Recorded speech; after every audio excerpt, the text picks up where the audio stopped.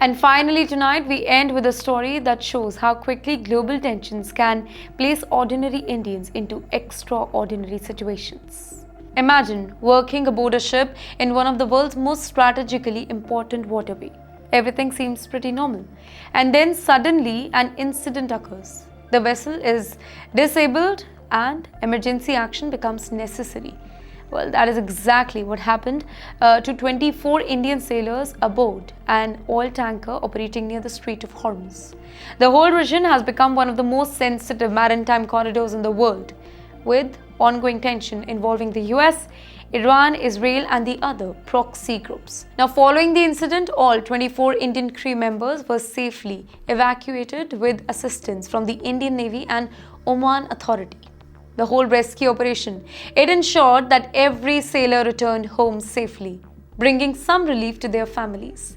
The Indian government later thanked Oman for its support during the whole operation. This whole story, it's a reminder of how global geopolitical tensions, it can affect ordinary people. These sailors, they were not politicians.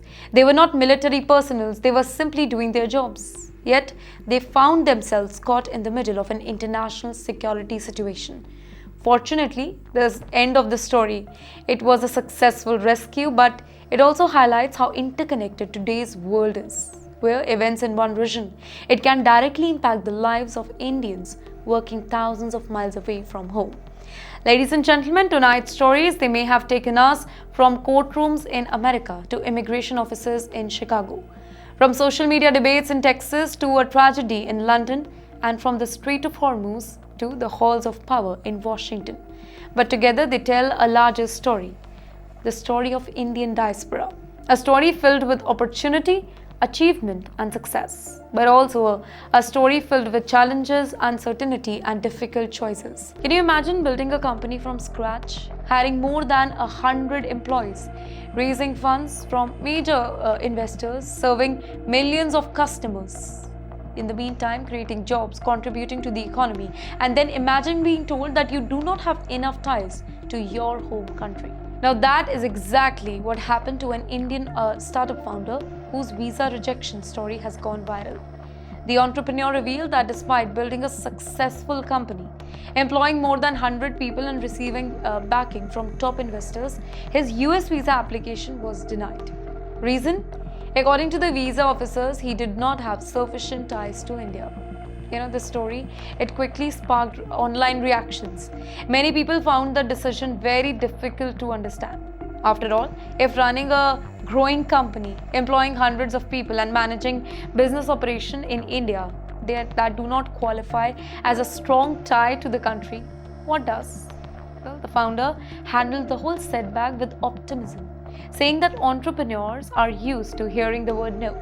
He eventually reapplied and later received the approval. But this particular episode, it highlights a larger issue. Every year, thousands of Indians face uncertainty while applying for visas.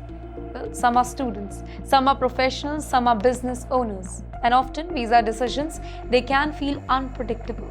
Well, the founder's experience resonated with many because it showed even successful entrepreneurs, they are not immune to immigration hurdles. Ladies and gentlemen, for many undocumented immigrants, life in the US has always been uncertain.